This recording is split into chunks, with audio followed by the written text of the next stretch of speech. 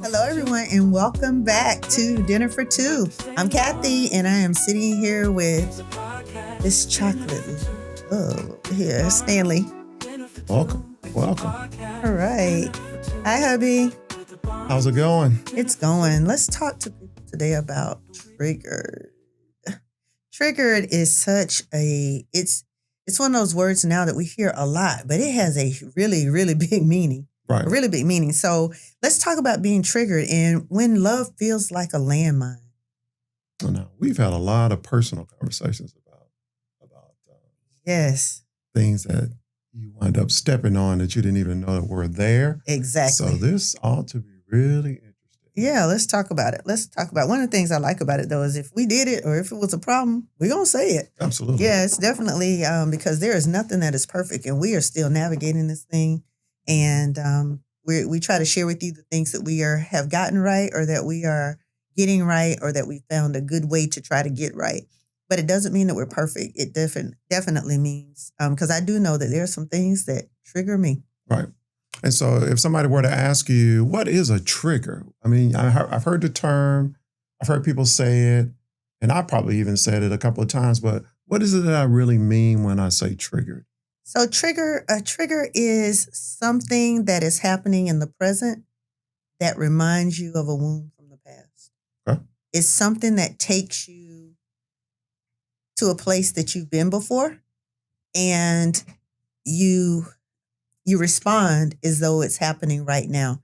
And it could be a sign, it could be a symbol, it could be something, there are people, I'm triggered by certain words that people say, what some of those are. And sometimes you don't even know what they are until you hear it. But you may be reacting to people or to your partner based on something that's happened in the past. And they have just stepped on a landmine that they don't even realize was there. Right. And so that's a part of the issue is that there are things that are planted in everybody's life. Yeah. And in a relationship, if you don't do a lot of the things that we've talked about before, if you don't have candid, open conversations about what's important, if you don't talk about expectations, if you don't create a safe environment where those things can happen. Right. Mm-hmm. And then you're going to wind up stepping on a topic, stepping on a situation, and then boom, things explode. And you're wondering, why is it that this particular issue was that significant when it's really not about that issue? That issue is just a byproduct of something that happened a long time ago. Yeah. And when we talk about a long time ago, you can go back to things as far as triggered things that may be triggering you, maybe triggers for you now that are based on things even from like your childhood or things that it doesn't necessarily mean in other relationships, but you see certain behaviors. My mentor has used an example and shared, it doesn't mean that the apple tree is bad, but if I'm allergic to apples, I need to stay away from the apple tree. Mm-hmm. And sometimes you don't realize what is causing you to be sick in this way, right, and to trigger that way until you do some digging to find out what is causing you to be allergic to that thing. It's amazing how, for me, I think that all of these episodes tie together. They're like dots in a dot matrix. And so if you start to pull them all together, it goes right back to when you can say you can get bad information from good people. Yeah. And so you can get something way, way, way back in the day from a good person that was bad information. And now it can be damaging in your relationship today. But if you're not self-aware, which is some of the things that we've talked about, if you're not looking at the person in the mirror and doing your checks. Your self-assessment. Yes, if you're not doing those, then those things can wind up being very destructive in your relationship simply because, and we're not blaming anybody for this because we know we didn't have the tools. Right. And so no, absolutely. We understand too that in order to be a leader, you got to be a learner. And so we're interested in learning as much as we can and then sharing what we're learning. So not knowing what you don't know, That's just the bottom line as it relates to that. And so that's why we're here. Once again, if it's impactful for you, and it's making a difference, then please share it with somebody else. One of the things that when we talk about like triggers to me are like emotional danger in disguise. It's like those things that are hidden from other people, Mm-hmm.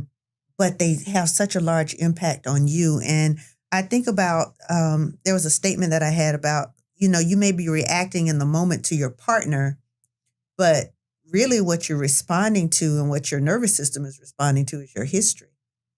Okay. So it's looking back and responding to that in your present when you're dealing with your trigger, because you may say something that triggers something else. If you yell, for instance, and I've said this, I know we had that, and I had to learn that you are trying to get your point across. You just get loud, but to me, that's yelling, and it reminds me of being yelled at as a child.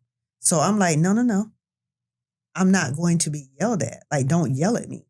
And I can get off on and get triggered by the raising of your voice to the point that it shuts me down completely. And I'm like, okay, I can't do this with you in this moment. So I want us to be mindful of the impact of those things that we haven't dealt with from our past as well. Mm-hmm. Because our triggers are generally things that have been unresolved from our past, or it gives us an example, or it gives us a roadmap really back to things that we need to really try to uproot and dismantle from our experiences, our past experiences. Well, and one of the statements that we make also is, how long is somebody you love going to have to suffer because you won't change? Yeah. How long is someone you love going to have to suffer because you will not do the things you need to do? Yeah, put the work in to make the change. You won't do the things you need to do to be better. Mm-hmm. So what are some signs that you're being triggered? Well, one of the ones we talked about, not only in this episode, but we talked about in the last one, was overreacting to small issues. And small issues can be something as simple as coming home late. Small issues can be, we talked to somebody about, they grew up and one person put the ketchup in the refrigerator and somebody else put it in the cabinet. Yeah. So, is that really something we want to have a long, drawn-out conversation over? And just buy 2 bottles of ketchup. I mean, we can fix that in like 10 seconds. Yeah. Yeah. And what's funny is how that simple thing, as simple as ketchup, mm-hmm. and how that spirals all the way into you don't care about me as a person. Right. And that trigger, when you're triggered, it takes you there. It takes you into spaces where you're starting to think things. You're adding to the story. Mm-hmm. You're writing your own. You're rewriting that story that you didn't address when you were younger, and in some cases you couldn't have, or in your past experiences, but you can now. Right. And that's the thing. And if you realize that little thing that you do with ketchup causes me an issue, and you gonna fix it, like you said, buy 2 bottles of ketchup. And if you don't want to do that, and if yours has to be warm, because I can't do warm ketchup. My ketchup has to be in the refrigerator. And that's a good example because we've talked about that one. Yes. My ketchup has to be in the refrigerator. You don't care where your ketchup comes from. So then let's just put it in the refrigerator if it doesn't matter. But it doesn't take us all the way to the point of you don't care about me as a human being. Correct. And it shouldn't. It shouldn't take you there. Right. Yeah. What's another one? The shutting down, the silent treatment, stonewalling. I'm not going to say anything until they say something. I know you mentioned at one point also that it had been brought to your attention. If you're thinking about it, then just go ahead and say it. Yeah. That shutting down and lashing out. We're talking about signs that you're being triggered. If you are overreacting to small things like we just talked about, but if you're lashing out over something that when you see it in one person, it takes you to a different place. Mm-hmm. You already know that it's the different place that you're actually needing to go do the work. Yes. Because this thing, it may look familiar, but it's not the same. Mm-hmm. And when you realize that you're dealing with something that looks familiar, but it's not the same, you need to go figure out, why does that cause you to feel the way that you feel? So if you start seeing yourself shutting down, and wait, let me give us a caveat though. You feel yourself shutting down and you're in an emotionally safe space. You've created that space for your spouse, your partner, your friends, and they have in turn created that for you, and you've set a boundary that we're going to have an emotionally safe relationship. Right. Then you can go back and say, you know what? I'm not going to shut down in this space. When that happened, it made me think about this, and I'm holding you accountable for something that happened in the past. So I need to go fix that. Right. But while I'm working on this, can you do me a favor and not do that until I get this together? Right. And that's when you're leveling up your relationship. Exactly. I mean, at that point, Level it up. You're maturing. Your relationship is thriving, is growing, and all of those things are important.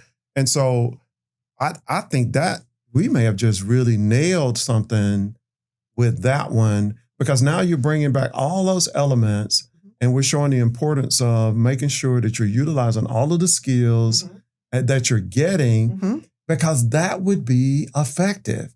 And you're going to actually get some help at that point. Because if you have a safe relationship, that person is interested in making sure that you are the best version of you that you can possibly be. Yeah.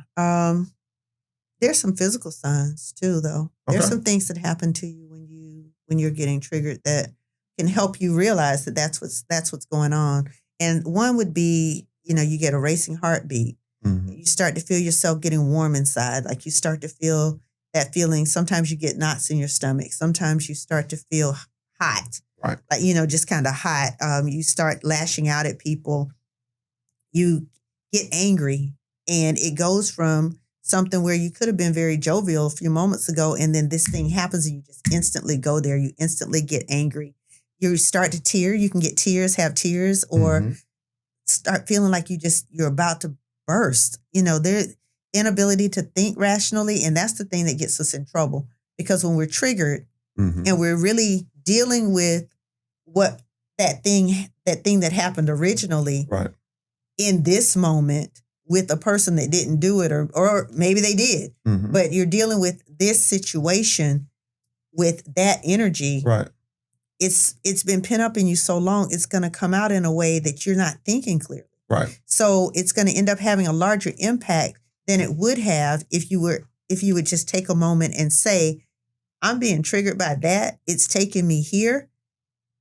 Let me figure out what's going on here. But again, let me share with you what's happening so that I'm not holding you accountable, particularly if it's something from your childhood or if it's something that someone else has done to you.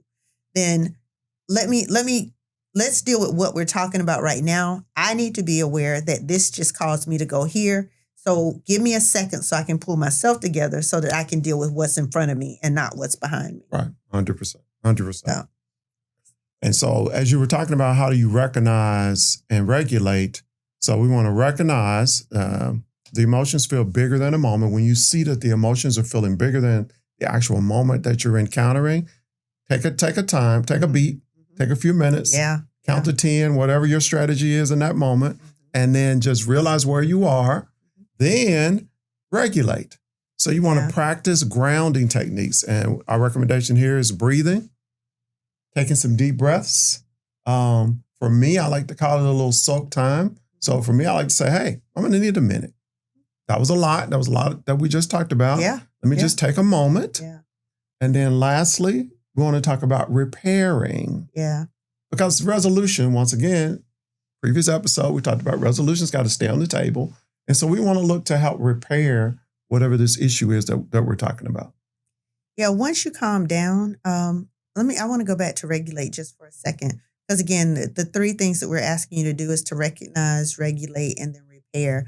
And in the recognize, like you said, if you realize that this emotion that you're feeling is bigger than what actually is occurring, you gotta say, ooh, I'm feeling a lot over that. I'm feeling a lot because you dropped that pencil. I'm feeling a lot about that. There's a lot going on in me. So let me back up and really dig deep into that and figure out where that's coming from and then fix it. Like take the time to say, that is no longer true. That is no longer real. And I'm not going to respond as though it is.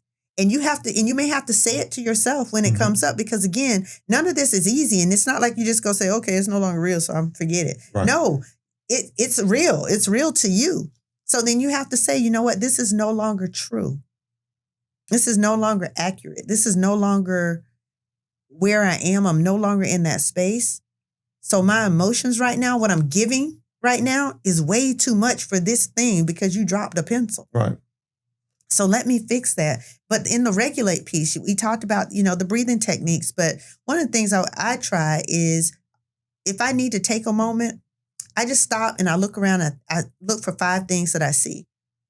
And I focus on that for a second. Like right now, we're in studio right now. So I'd take that and say, okay, I see the television, I see the monitor, I see the clock, I see the lights, I see, additional microphones, I see cameras. And it gives me a minute to focus on something different Mm-hmm. and then come back to that. But give yourself, 5 things. Just give you a quick 5. Take a quick glance or look at 5 things that you hear. Right now I hear this, I hear that, I hear whatever. And that'll give you an opportunity to give yourself some time to realize where you are right now is not where you were back then. And think about it. If you just have to look around your environment and realize where you are right now is not where you were back then. So because you're not there, you don't bring those emotions. You don't have to bring those emotions forward. Right. So, and also, you can also journal. If you have things that are triggering you, it might be a great opportunity, especially at the end of the day when you guys are doing your exercise. You say, you know what, we had an issue earlier today.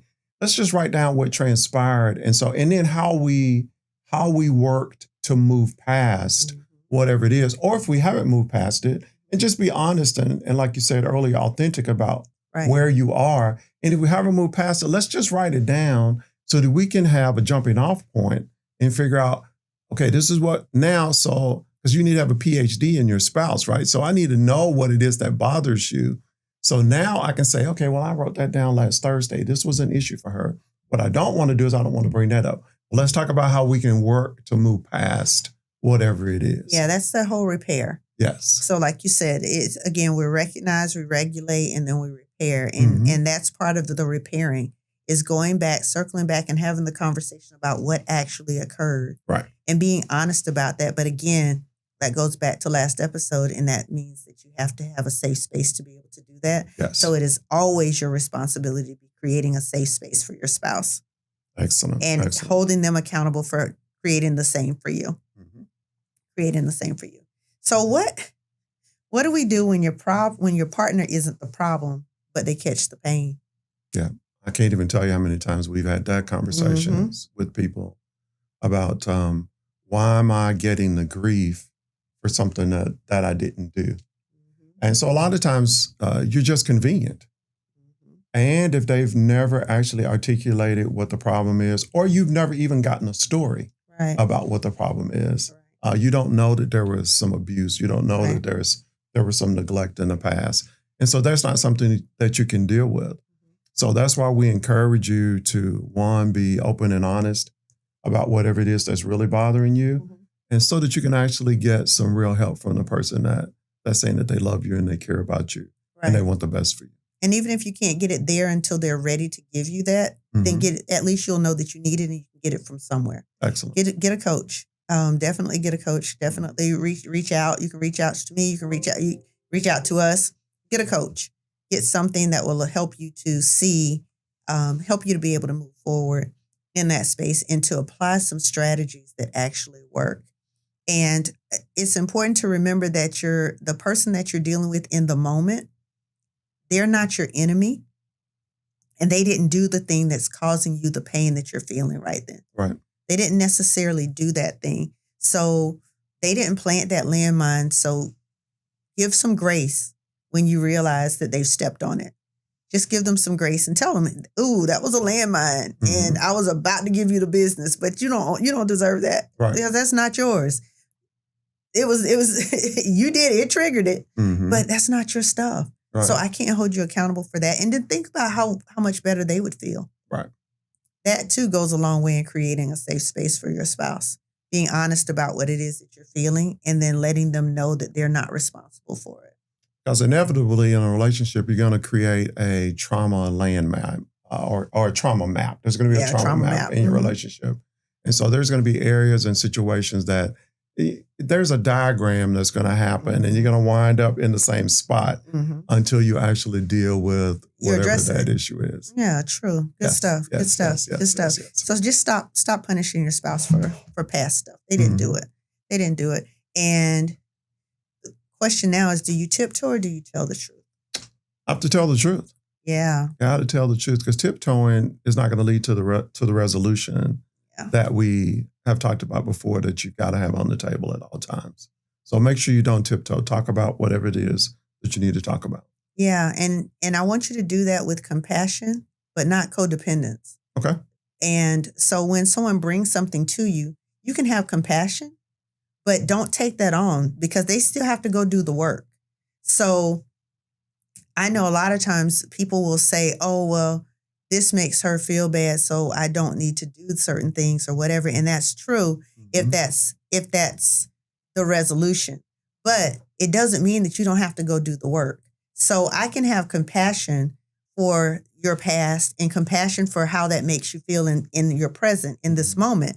But I also am not going to take that on as my problem. I'm going to have to be able to be strong enough with you to say, I care about you enough to help guide you to where you need to go to get that resolved, or to be here for you as you work through it. But I can't work through it for you. And that's about us staying in our lane, right? Yes. We've talked about that before, that you can't have a God complex. So you can't believe that you're going to be able to fix everything for everybody. You need to stay in your lane, operate with the tools that you have.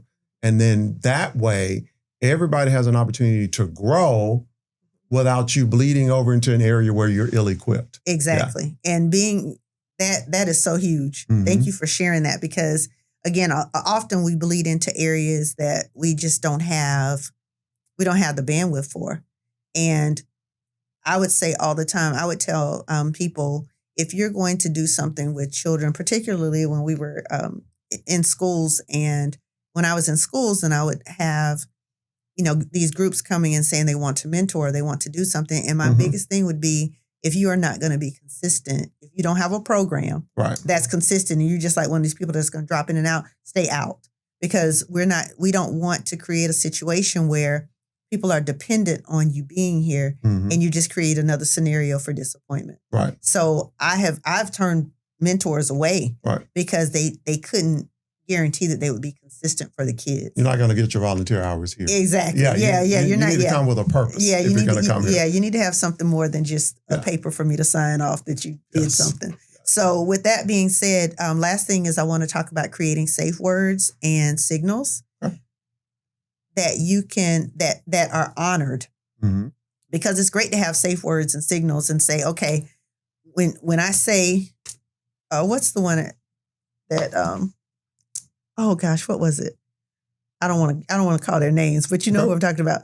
What was the one that they used? It was so good. They had a honey bun or something. What was it? I don't remember. Like whatever. I know who you're talking about, but I don't remember what the word was. It's a word. It's a word. But having a word that says, I'm at a space now where I got to stop. Boundaries are being crossed. Boundaries. You're crossing boundaries right now. You're dancing right on the line, and I feel you leaning over. So let me stop you in that space. So whatever that safe word is, create one. Create a safe word for your relationship, and just let it be that, I know whenever you hear that word, that means, okay, I'm getting a little too close to that your tipping point. I'm there. I'm tap dancing on your last nerve. So let me back up because I heard you. And that builds so much trust and honor and respect in the relationship, because that means whatever you're feeling right now, you're not going to project that onto me. You're going to let me say enough for me, even though it may not be yet enough for you. If it's enough for me, it's enough for us. And that's where your impulse control comes in also. So what your desire to get your point across, or your desire to make sure that you're heard in this moment, can't supersede making sure that place and that space remains safe. Safe, exactly. And so this is how all of this fits together. There's nothing that we're talking about that's not going to be essential at some point. Right. So we talk about the tool belt also, right? And so you want to make sure you have more than one tool in your tool belt. Yeah. Because if the only thing you have is a hammer, everything looks like a nail. Yeah. That's right. And you can't hit everything with a nail. With a hammer. Yeah, everything with a hammer. With a hammer. You can't hit everything as though it's a nail. Yeah. So Thank you for that. That was a good conversation. I appreciate us talking through that a little bit. And again, if this mattered to you, if it did anything for you, if it gave you any insight or anything that you would like to share with someone else, please, please, please, please, please share it. Share it. Absolutely. Encourage everyone to listen, like, subscribe, join us. Yes. Be a part of this tribe, be a part of our village, be a part of our community. We consider you that. You're our family. So thank you so much for giving us some time today. And we're going to call this one done. Okay, we're going to wrap this one up, but we look forward to the next opportunity to speak with you. And this is Stanley checking out along with my gorgeous bride here, Dr. Kathy. And we'll see you next time. All right. See you later.